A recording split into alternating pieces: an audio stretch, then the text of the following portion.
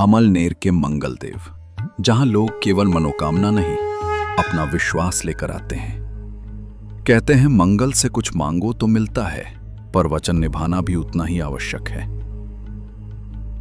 ये कहानी है सुनील परशुराम आहेर की। जय मंगल। मेरा नाम सुनील परशुराम आहेर है। लोग मुझे गोटू आबा के नाम से जानते हैं। साल 2004 में पहली बार इस मंदिर में आया था। उस समय मेरी शादी में बहुत अड़चनें आ रही थी। दर्शन करते समय मैंने मन ही मन प्रार्थना की कि अगर मेरी शादी हो जाए तो मैं पत्नी को साथ लेकर 5 बार यहाँ आऊँगा। कभी कभी एक साधारण सी प्रार्थना जीवन का सबसे बड़ा मोड़ बन जाती है। भगवान की कृपा से मेरी शादी हो गई, लेकिन जीवन आसान नहीं था। मैं खेती करता था और आर्थिक स्थिति बहुत कमज़ोर थी। एक समय ऐसा भी आया जब 15,000 रुपये के लिए बैंक ने मना कर दिया। आपकी फाइल रिजेक्ट हो गई है। उस कठिन समय में मेरी पत्नी ने अपने गहने गिरवी रखकर मेरा साथ दिया। उसी दौरान मुझे अपनी मन्नत याद आई।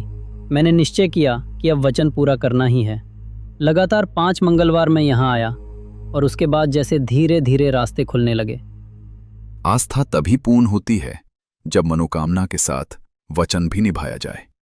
2006 के बाद ज़मीन का व्यवसाय शुरू किया। 2009 में होटल शुरू किया। काम बढ़ता गया। मैंने मंगल बाप्पा से प्रार्थना की थी कि अगर मेरी माँ चुनाव जीत जाएं तो मैं पैदल अमलनेर आऊँगा। वे 170 वोटों से जीत गईं।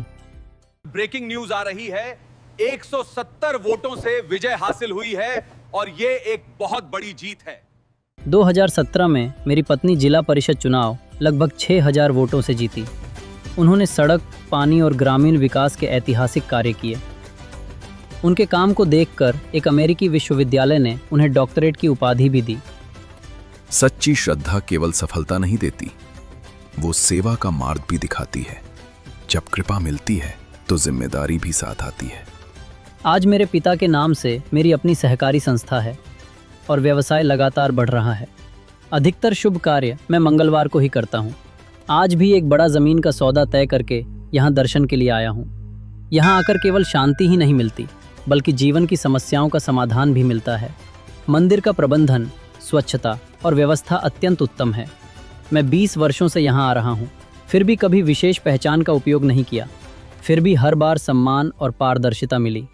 इसलिए मैं सिर्फ इतना कहना चाहता हूँ, अगर सच्ची श्रद्धा और ईमानदारी से भक्ति की जाए तो भगवान का आशीर्वाद अवश्य मिलता है। मैं स्वयं इसका जीवंत उदाहरण हूँ। संघर्ष से समृद्धि और समृद्धि से सेवा, यही है मंगल की सच्ची कृपा। जो उनके द्वार सच्चे मन से आता है वो कभी खाली नहीं लौटता। और शायद यही सबसे बड़ा पाठ है, जब सफलता मिलती है तो उसे केवल अपने तक सीमित न रखो, बल्कि समाज के विकास में लगाओ। यही है मंगल की सच्ची कृपा। जय मंगल।